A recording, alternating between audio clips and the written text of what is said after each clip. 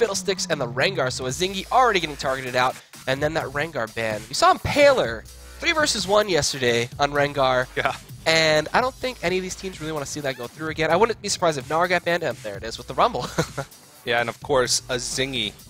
Fission, most people know them as a Zingy's team, and it seems to be that's the case for most of the teams that a Zingy plays for. It's never the actual name. It's always a Zingy's team. Who's Fission? Oh, wait, a Zingy's on it. A Zingy's team. Okay, yeah, I know who they are. But a Zingy, the true wildcard jungler, has a lot of pocket picks. Fiddlesticks, as we can see, yes, is one of those. Is one of those, and that's something that you do not want to put in his hands because he is a devastating Fiddlesticks player. He's got a lot of stuff up his sleeve, though. We could see him bring out the Karthus. We could see him bring out his Lee Sin. It's not too common to see his Lee Sin. He's more of the unorthodox AP-ish kind of jungler, and Lee Sin actually gets banned from the Fission side. So yeah, it's going to be pretty interesting to see what they want to go for first pick here for Flares.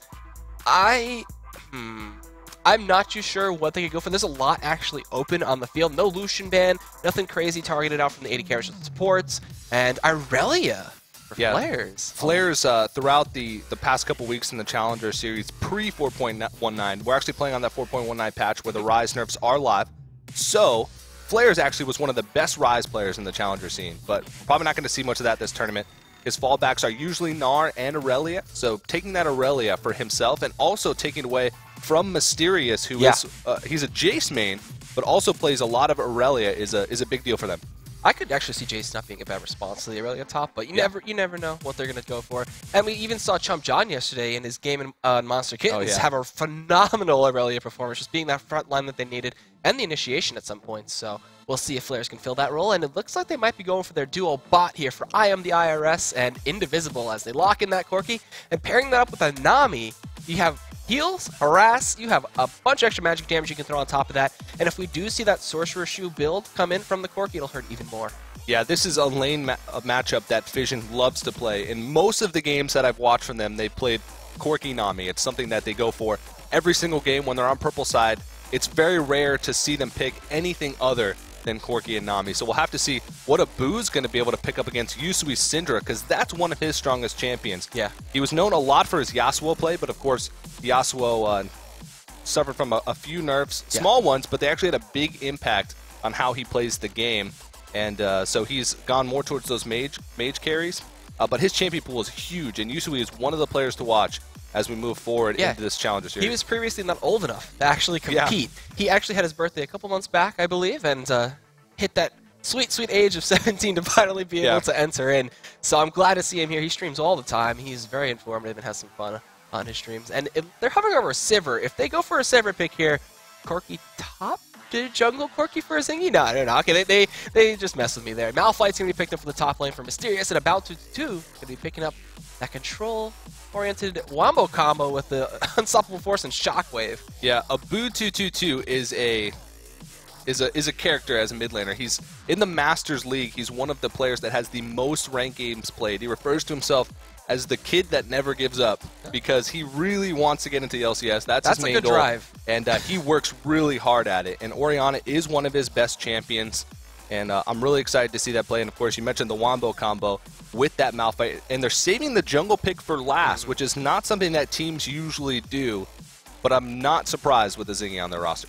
And what I am surprised about is the Sivir pick, because it actually goes pretty well against Corki. You can block the Phosphorus Bomb with that Spell Shield. We even talked about, I think Zyrene talked about it, how the radius of the Boomerang Blade, now you can hit the edges instead of the direct center. Yeah. So that's going to be pretty interesting to see how it affects the lane, as we haven't seen a Sivir game between both of us, at least in our matches. And then pairing that with a Janna, you're going to get the extra boosted damage from the shield that she's going to be able to apply to you. Some good safety in Monsoon and Helen Gale. We saw Hanjaro as one of the big displays of how peely that she can be. She just disperses everybody, knocks them up, and it's just such a tough time to get in onto the 80 carry. Yeah, Wiz Fusion has been playing a lot of Sivir. In fact, I think it's by far his most played, not only in ranked 5s, but in scrims and a lot of the matches that they've played, the official matches that they've played. Of course, LoLPro were the champions of the Black Monster Cup, where they beat out teams such as Team 8, Enemy Esports, Zenith Esports. So there was no easy teams in there, and they came out as the champions. So they are definitely a team to watch. Probably the favorites going into this matchup, and judging by their seeds as well, they also should be a favorite because they were pretty high up on the challenger ladder, going under the name Thomas and the Slotkins. blocking. All right, so we're looking for that last pick here from Indivisible and Pantheon. Jungle for a Zingy. It's locked. Okay, we're good. Yeah. But that's actually interesting because dueling a Pantheon early, he's got that block chance, or after 3 attacks he blocks. So that's hard to deal with, especially as a Jarvan, because you rely on that passive to just crush in some extra damage, as well as he's got the crit. Yeah. That is something you don't ever want to run into early. You get hit by a 150 crit, you're like, oh, yeah. Okay, I'm backing out, and if you're not already dead. And he's throwing those spears at you, too. And the Grand Skyfall, too. Something that, oh, man, way back in the day on Cognitive, I believe, their jungler, I can't remember his name right now, but he would use Pantheon, sit in base. If they were trying to push up tier 2, he'd have his home guard ready, and then just drop on top of them with the Skyfall and just run in and stun somebody, and you would not see it coming. So we're going to actually get into this game as soon as possible, but the rosters are locked in. This is going to be game 1. This is going to be exciting, actually. I don't know what to expect yet, but that Pantheon pick could snowball really hard, or it could go flat in its face. We'll see. You can tweet us at LOL eSports, hashtag LCS expansion, and tell us what you think of this match. What do you think of the Pantheon pick, and who do you think will come out on top? Yeah, Pantheon is sort of that fallback jungler that Zingy loves to go for when Fiddlesticks is not on the table. I think it's his most played besides that Fiddlesticks. He doesn't usually like to bring out the Karthus in competitive play, not outside of solo queue. It's really risky. But you said it. If Pantheon does not get snowballing early on and gets far behind, he can fall flat on his face. So really keep your eyes on a Zingy to make sure that he has an impact on that early and mid game, or else Fission could be in lots of trouble. Indeed. I mean, the bot lanes too are going to be something to watch out for. Yep. We saw Nami be a good response coming out from LoLPro to the Janna. You just drop the ebb and flow, you keep harassing it out, force out those shields whenever you can, and just try to whittle away at that bot lane and try to capitalize on the fact that they have no sustain coming out from the Janna until level 6 in Monsoon, but that's for a later point. And then the mid lane matchup, the Syndra versus the Orianna. Yeah. That's going to be pretty big between Yasui and about 222.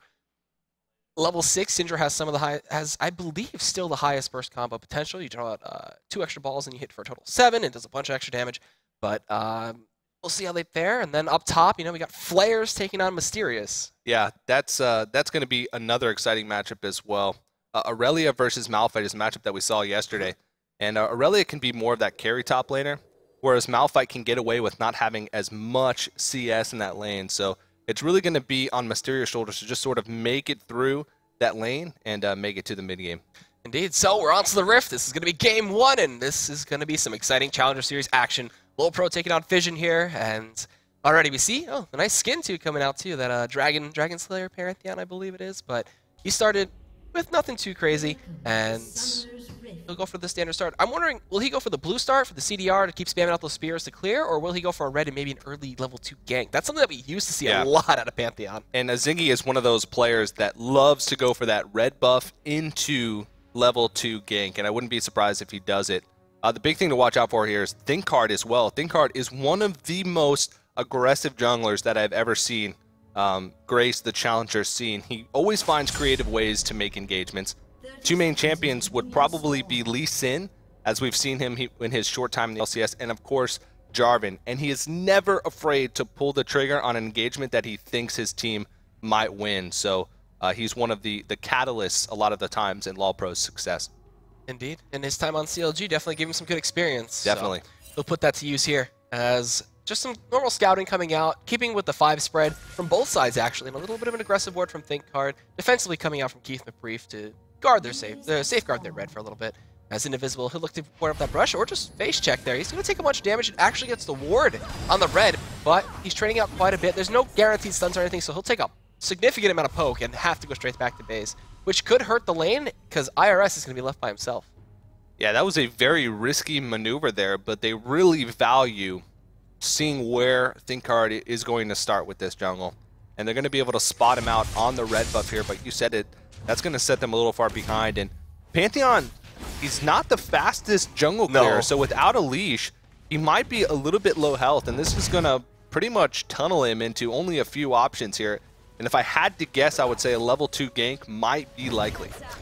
But going in, just a little bit of poke on IRS, and this is what we talked about. That's the trouble that he's going to run into with Indivisible being a little bit later to the lane. He's already down to about 220 health, and that's tough. Dealing with the boomerang and the shield combination on top of that extra AD hurts so much. And you know what Pantheon's really good at? Level 2 turret dives. Yeah. You get 2 blocks. If you can spam out the abilities in time, If you get those 2 blocks, then it works phenomenally. And he could also look to contest here, which is what he might want to do. As ThinkCard goes towards his blue, he's going to wait. Oh, Flagging Dragon over. He's got no mana. He's going to go for the auto attack. Gets the spear for the damage. He's going to slow him down quite a bit with the red buff. Going to be able to get that stun at the spear. The auto, he doesn't have enough. He flashed over the wall. He's thinking, no, he went the wrong way. Guessing that ThinkCard would try to juke him over the wall. It wasn't enough. Oriana's also rotating into Abu to get this blue buff for himself. It would help him out a ton in the mid lane. And it looks like they might just throw it over to him. So that actually worked out pretty well for Zingy despite that missed flash. Yeah, I'm not sure what he was thinking there, actually flashing over the wall. I'm not sure if he had a slight lapse in vision from ThinkCard going directly into that tri-bush there. But again, like you said, definitely working out for them. That early blue buff and denying that from ThinkCard is going to be pretty big. Jarvan not quite as snowball dependent as Pantheon in the early jungle, but still Jarvan really likes to get his lanes going as well, and this is going to set him a little bit behind. Indeed. When you can't get an early Cataclysm or an early level 6 on Jarvan, you're really suffering. Yeah. So we'll see the Grand Skyfall most likely come out a little bit earlier for Zingy. Despite it depends actually if he wants to hand this blue over to Abu. If he can do that, that'd work out pretty well for him. Okay, so just stack the blues, get all the XP, and just be a greedy, aggressive jungler. He is spotted up by that ward, though, that Keith dropped out a little bit earlier on. Yeah, not really much that LoLPro is going to be able to do with this information. ThinkCard is heading on over that way, but it looks like he's just eyeing for a gank, trying to make up for that time that he lost because of the blue buff invade from a Zingy. Oh, he's going to try right now. Abu has very little mana, gets stunned from a distance. That Unleash, the power is not available. She's not level 6, but just the harass. Try to get a spell out of her, which they did in that heal. Yeah, this is one of the things to watch for Yusui here. He's one of the best laners that I've seen come from the challenger scene. And I mentioned earlier, his champion pool is huge, and it's amazing what he can do on a lot of these champions in lane. And Syndra is a lane bully by nature, but Yusui just sort of makes it look easy. So Abu 222 is going to have probably a little bit of a rough time laning against this, and you can already see that Yusui has almost double his CS. Yeah, he's having a good time in this lane. The Orianna not really working out too well. He had to go back, pick an early Magic Mantle, and we'll see, not a lot of ages, but we'll see most likely the Athenes and Holy Grail coming out for him. Yeah, so taking stock right now, it's pretty even. Zingy's going to try and make a lane gank happen down here. Without flash, though, that's going to be kind of hard. Especially with the ward in this river bush. They don't have the ability to clear it yet. Yeah. They haven't gone over to those sweepers just yet. So it looks like he's going to realize that this gank's probably not going to happen. Head on back to his jungle and farm it up. I'm sure he's going to want to try and make an impact somewhere. But for right now, he's content with just taking the 3 buffs that he got in the early game and trying to farm up the jungle. The thing is, when you don't get that Pantheon rolling early, like they haven't really done it right now, he did get that early buff, don't get me wrong, it was fine stealing the blue, but if he can't get any ganks or any kills off, that's when you start to see him like teeter off. His effectiveness is only in that one stun that he has, so it's kind of hard. He does have the crit, which is great, but if you're not building raw damage, that crit's not going to scale too hard. Yeah, and another thing I want to point out, this top lane, Mysterious actually has a decent CS lead onto Flares up here in this top lane, which is not something that we usually see in the Malphite-Aurelia matchup.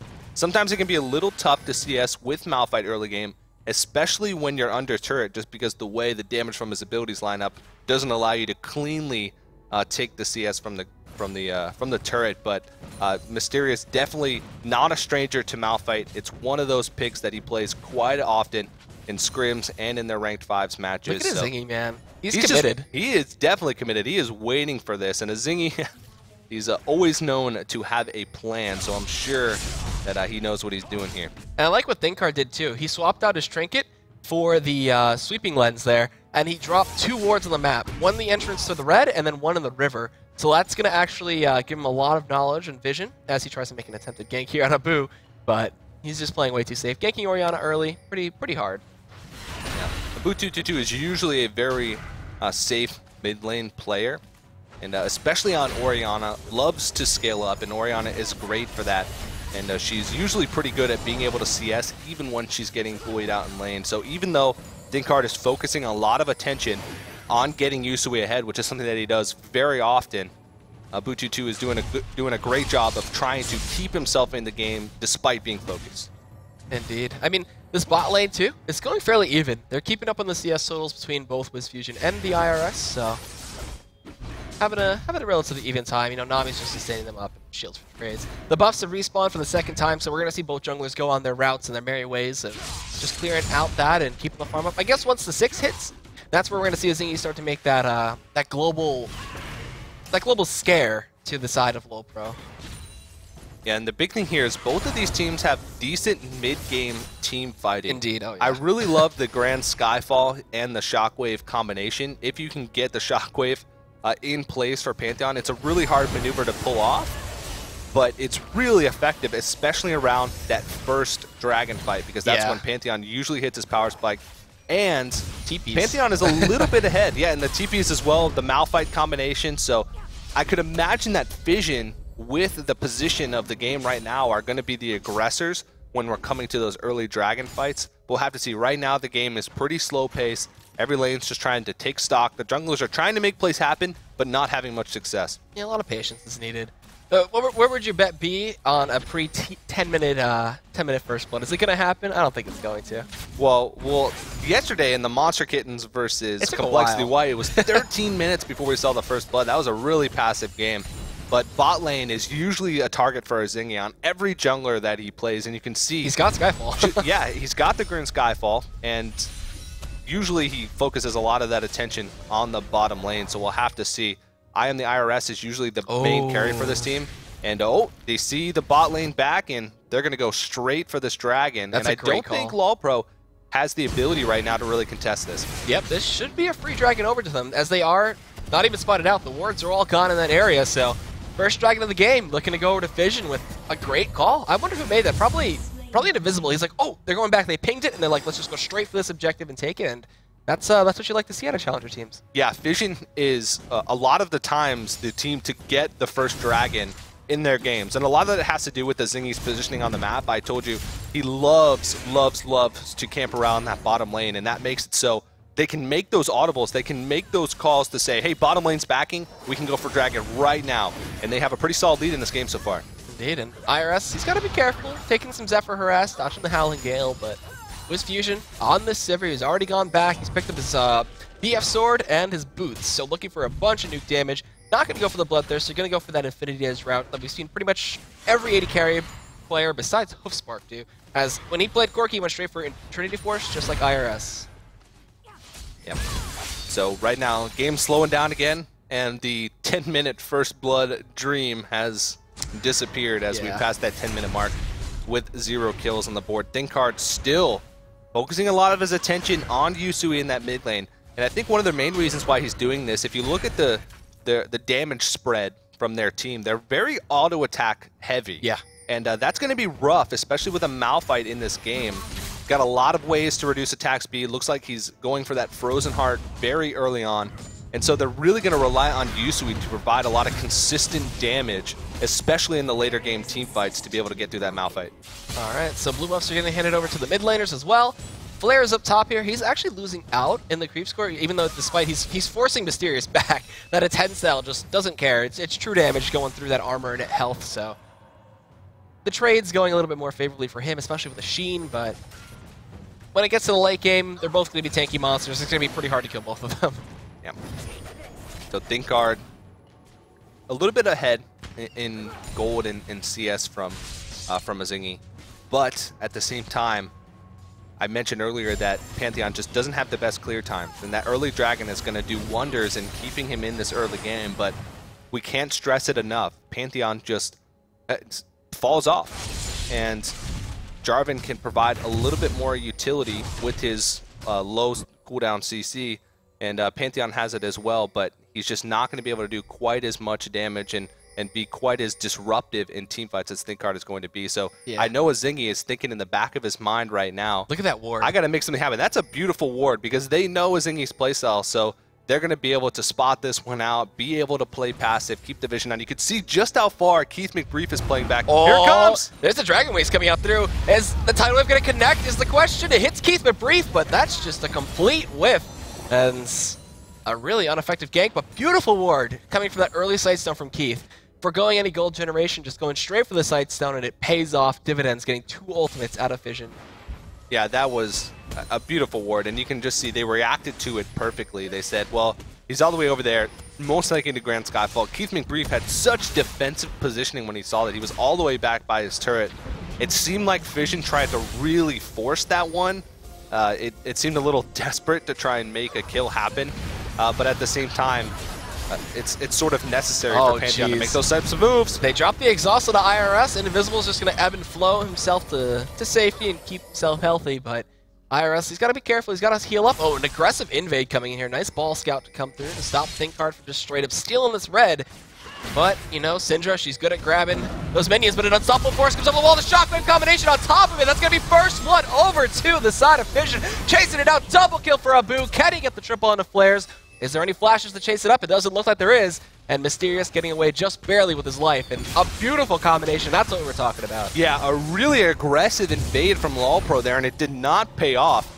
I'm not sure what they were thinking in that moment, but they had to have known Mysterious was waiting to use that unstoppable force, use that ultimate, and of course the shockwave combination. That's a mid-game teamfight that you really don't want to deal with, especially that deep into the enemy jungle.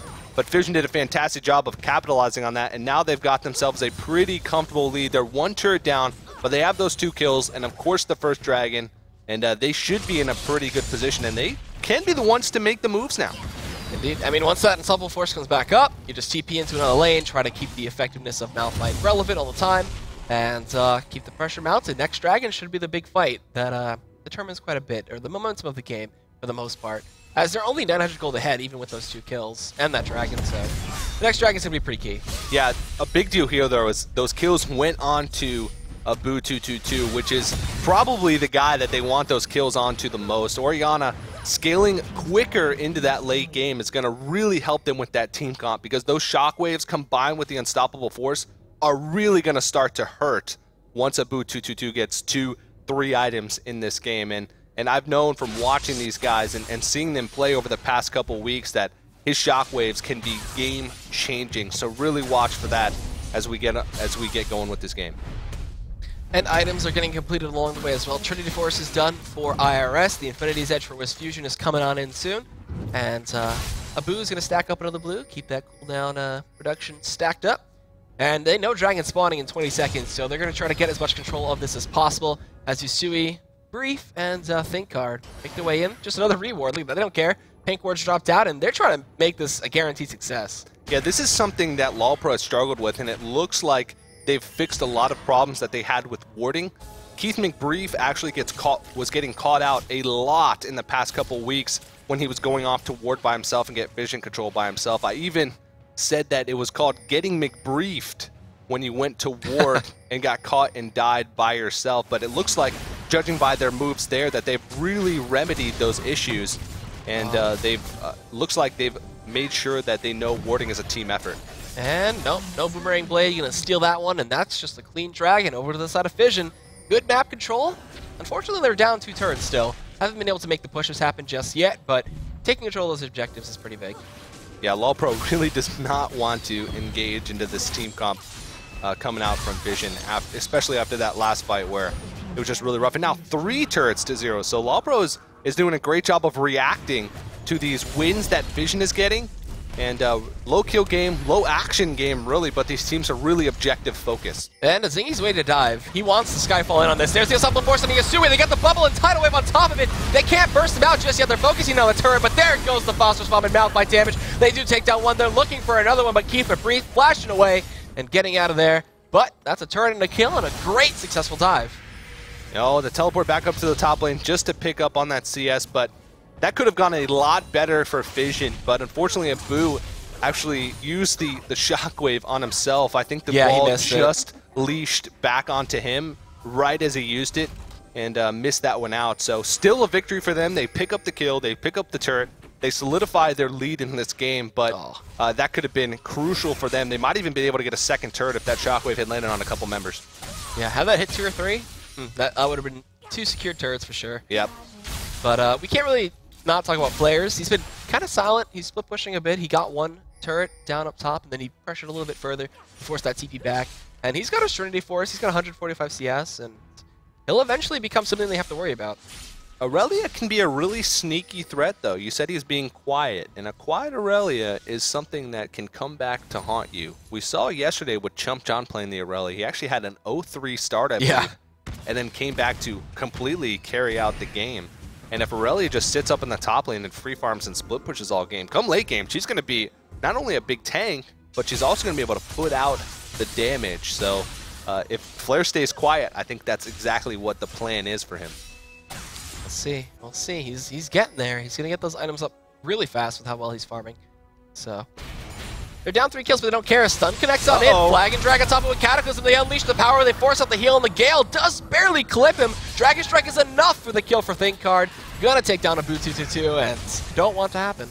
Yeah, he had a little bit of vision control in that mid lane, but LoLPro just had the one up on him. And wow, they're playing super aggressive, positioning aggressively here as well. With a Boo 222 down, they can afford to go across this red side map, get the vision control. And this is sort of where this team comp shines. Of course, with the Sivir, the map movements are what this team comp is great at. So making sure that they control the vision in the jungles and using Sivir as a tool to push lanes really quickly and get across the map to turrets is exactly the game plan for LoLPro. And Flares is down here in the bottom lane doing it as well. So that's 4 turrets to 1. And they actually have that bottom tier turret at about half health too. So Fission is on the ropes here with just trying to move across the map and react to what LoLPro's doing. Yeah, it's really tough to react. They might have the global presence of a Zingy, but killing an Aurelia with 2 people is going to be pretty hard, especially with the low damage output that Malphite brings. So we'll see. Equilibrium Strike, trying to bait it out possibly. A Zingy is there back at the tier 2. Ready and waiting to pull the trigger on that. And the 80 carries here, both have hit a decent power spike. Of course, Corki with that Trinity Force is one of the largest for 80 carries with any single item in the game. So Fission, I don't think they should be afraid to pull the trigger if they find a team fight readily available to them. Dragon should be spawning in, I believe, a couple more minutes, so that's probably going to be the next goal for Fission. But they really need to get some turrets under their belt. There's so many wards in the opposing blue side. There's 2 pinks as well, and they haven't been cleared out just yet, as no one's been able to make their way into that side. They're just too scared. They don't know where anybody from LoLPro is. Yeah, and it's crazy. LoLPro, despite being down, despite losing a lot of the fights in this game, they are not afraid to go deep in the enemy jungle and place those wards. And I think Fission can actually play a little bit more aggressively in this game and position a little more aggressively in this game because they have the team comp and the team fight to be able to stand up to this LoLPro team. Yeah, the team fight is amazing from Fission, but if you get split push, you can't respond. You're like, all right, we want a team fight. We want to save these ultimates for this engage, but they're not grouping. They're not letting us fight. Yeah. So we're forced into their little funnel of we're limited to what they do, and they're not playing their way that they should be. Yeah, and Sivir, I mentioned Sivir has been coming back a lot as sort of that fill 80 carry, but LoLPro has been the team that's been playing Sivir for a very long time, and that's sort of been WizFusion's ace 80 carry that they've been practicing for a while, and you can tell that they are very comfortable with this type of style and this type of team comp, just running circles around Fission in this game as far as map control goes. And even Flares, I mean, look at this. He doesn't really have much vision of anyone else on the team, but he's still not afraid to go deep in the jungle and get those wards. Yeah, he can get out no problem. He doesn't care. He's almost got his Frozen Heart. That's going to be huge for going into these engagements, and a lot of the damage is coming out from auto attacks from Fission. Yeah. So both teams very auto attack reliant here. So the Frozen Heart, you can see both top laners going straight for that item. Aurelia, Trinity Force is always the first item on Aurelia, at least most of the time, but going for that Frozen Heart second. So looking for that damage reduction, and despite it seems like LoLPro has had control of the map, but Fission has had control of the fights. And that just brings us to an even game as far as gold goes. 4 turrets to 1 for LoLPro, but 2 dragons to 0 for Fission. And now that the dragon is live, LoLPro looks like they're going to sneak this one in. Oh, Grand Skyfall's used. He's going to go on top of dragon. It's going to be just a little too late. Yeah. Oh, that's a free dragon for LoLPro. So 2 to 1 on the dragons. Fission still in the controlling aspect of that, but now they're starting to lose some of that map pressure, and they're falling behind in gold slowly and steadily. Yeah, they're pushing straight down this mid lane to try and make up for that dragon that they just lost. But Wiz is going bot. He's like, no, we're not team fighting. Just give him that turret. I'm going to push tier 2. Yeah, trading 1 for 1 in this situation is actually a big deal for LoLPro since they just picked up that dragon. And he's going to be able to push this tower in and force Fission to make a decision. And this is the type of thing that LoLPro loves to do. Make teams make difficult decisions. And if they can't, if they're indecisive for a second, LoLPro will take advantage of that and get objective after objective until they win the game. They didn't even let them back either. They chased them straight out to mid, a really good call, just so WizFusion had that safety of knowing that his teleport would not be interrupted. So I was thinking that Fission should have just barreled straight towards Baron, but I'm just a lowly solo queue player, and that probably would have been the worst call possible. Yeah, and I can't help but think that Fission should have been a little more crisp with keeping control around that dragon area, because they should know that their fight is stronger at this point in the game. And it seems like once they realized LoLPro was doing the dragon, they were just sort of scrambling. They said, uh-oh, a zingy ult, quick! And by that time, it was too late. And they made up for it by getting that mid lane turret. But of course, it ended up being a 1-for-1 trade, so LoLPro, in the end, comes out on top. Flares is waiting by red 2 to get the flank off. There's no wards to actually spot him out.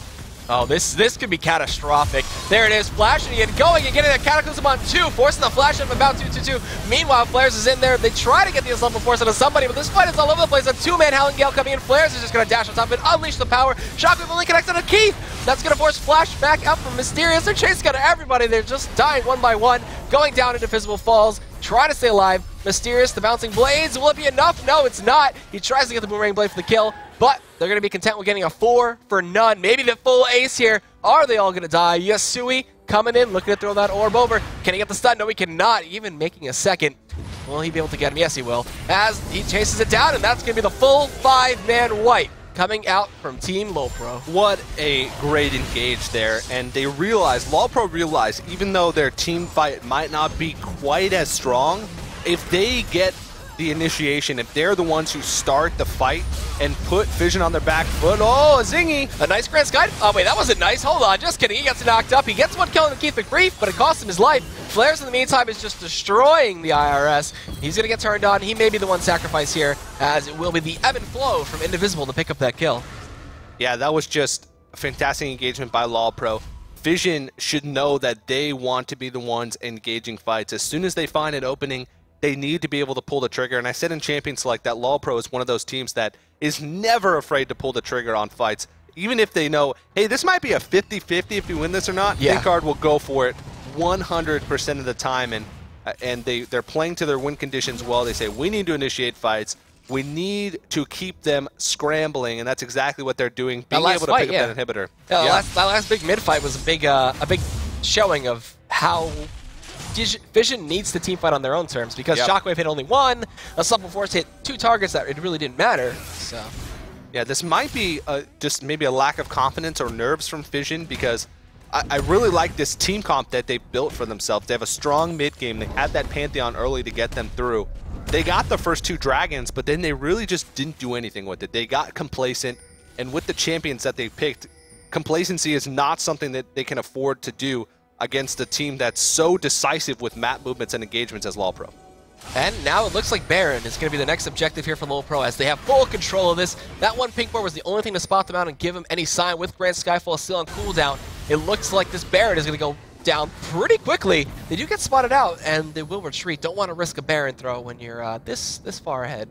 That's really smart, and that's something that not many challenger teams will do. We saw yesterday even some LCS teams. Even some LCS teams, yeah. We won't name any names, but that's just something that teams really need to work on. And we even saw it yesterday that teams were putting Baron fights up to a 50-50. Even though they were ahead, they just said, you know what, let's just wing it, and hopefully our jungler can win the smite battle.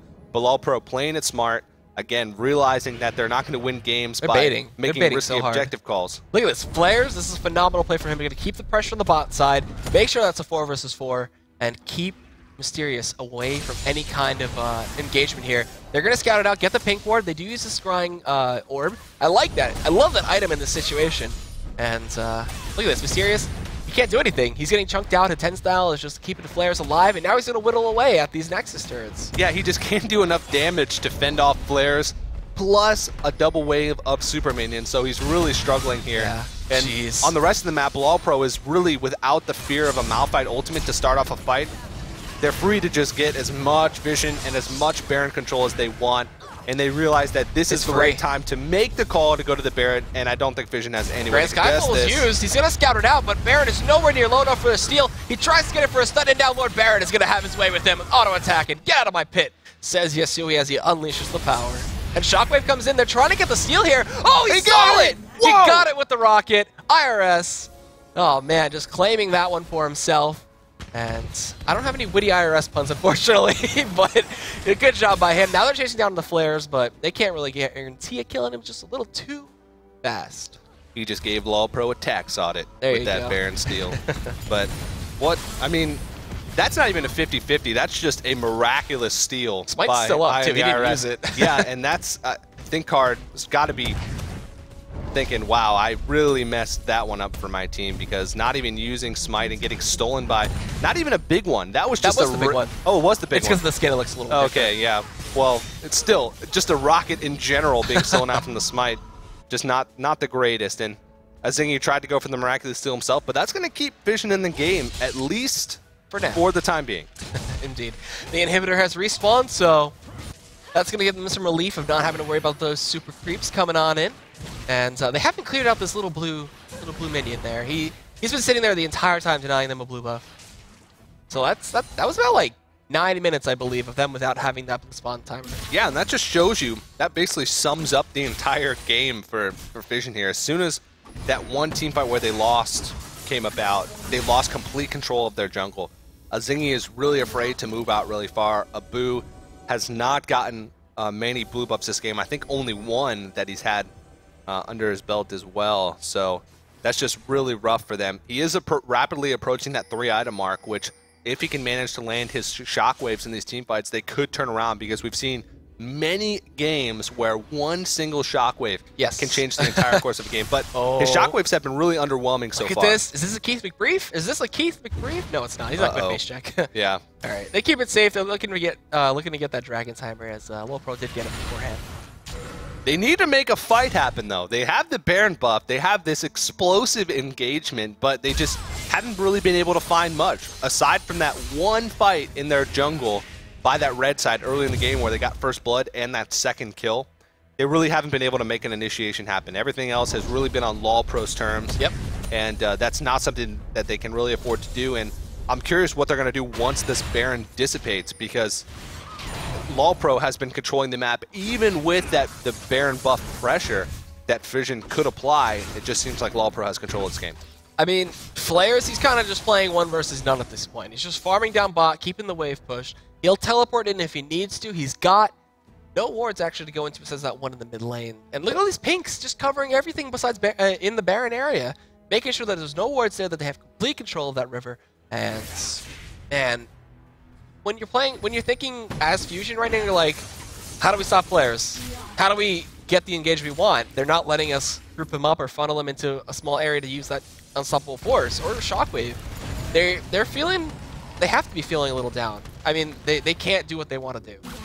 They're probably feeling the pressure right now, and this is something that new teams, it's really tough for new teams to deal with, this making tough decisions in tough games. And I think that was LoLPro's plan coming into this. I'm sure they planned out these picks. The Sivir is the catalyst in that type of team comp where you're just roaming around the map, and at any point you could pop that on the hunt, take a turret, and what are you going to do? It's so hard to make those split-second tough decisions when you're an inexperienced team. You can't run away from on the hunt either, especially with the Janna aura coming in too. Yep. You're so fast, like.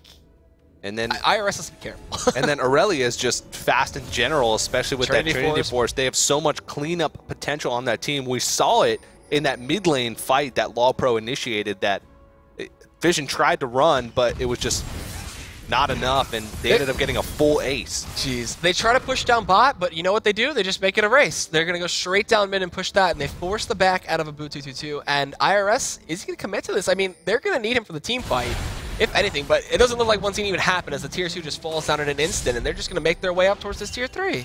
Yeah, Fission actually just made the decision for LoLPro there themselves. LoLPro will win a base race 99 times out of 100 with this team comp, and they don't even get anything out of it in that bot lane. A little bit of farm, but that's not much. The one saving grace for Fission in this game is somehow they've managed to keep up and farm in most of these lanes. And actually IRS, who I mentioned earlier, he's usually the main carry for Fission, He's actually ahead of CS of Fission. So he has the potential to carry one of these team fights, but like you said earlier, there's no wards. They have to fight on their terms. There's no wards. That red area is completely dark. Yeah. Jeez, such great control from LoLPro. This is what you like to see out of Challenger teams. Great war control, having complete knowledge of the map, and keeping everything in your hands. I mean, this is their game to throw or lose in either case. Yeah. And indivisible. I mean, he's nice gonna bubble. He does flash, but he gets stunned up there. Knocked him for the Howling Gale as well. They unleash the power on top of him. A two-man Shockwave with Unstoppable Force does nothing but double kill as they're trying to chase out more. Can they get anything? Aurelia's joined the fight, but a two-man stun comes in from Yasui. They're focusing down Mysterious, the tankiest target, and Flares kill him, no problem. As Flares chases down onto IRS, he cannot get him. That's a 2-for-2 exchange, and that was a Baron to Fission too. And LoLPro somehow made it even.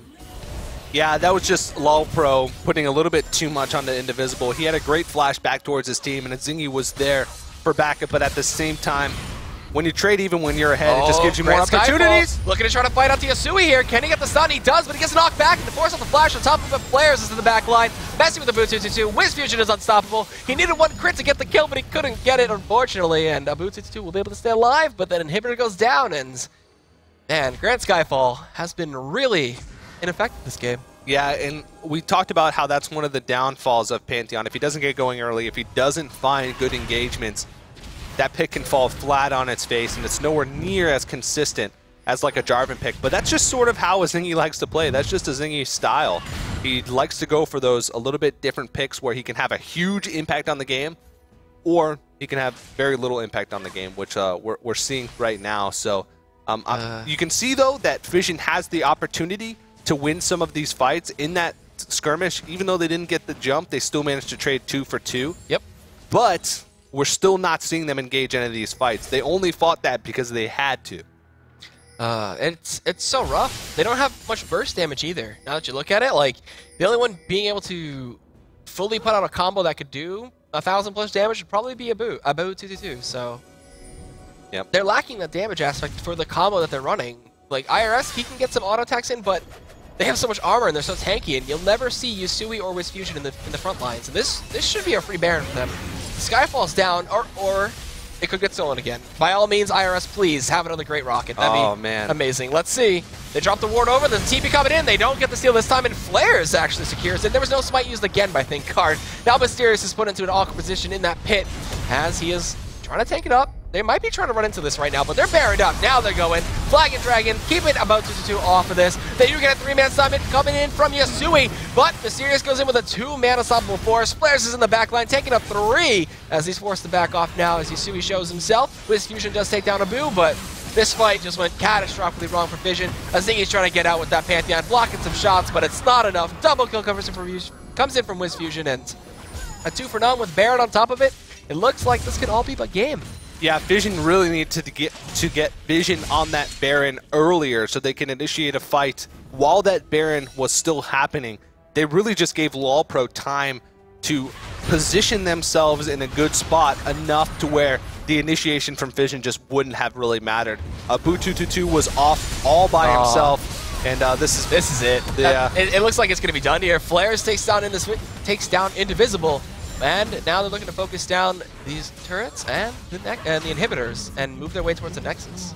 Yeah, this is just LoLPro going for that death push. They have such a great turret sieging composition right now, and with that Baron buff, I don't think there's much Fission can do to really stop this. IRS just gets absolutely exploded, and it looks like LoLPro is going to look to finish this one out. Yeah, and they force him back into that fountain, and there you have it. That's going to be game 1. Going over Team LoLPro in a very well-played fashion, good vision control, and good way to play the lanes, too. I like the picks. They worked out very well. Yeah, LoLPro really played to their win conditions there, and I'm really impressed with the stuff that they put out. Fission showed some flashes of brilliance. They had good dragon control early game, and they had some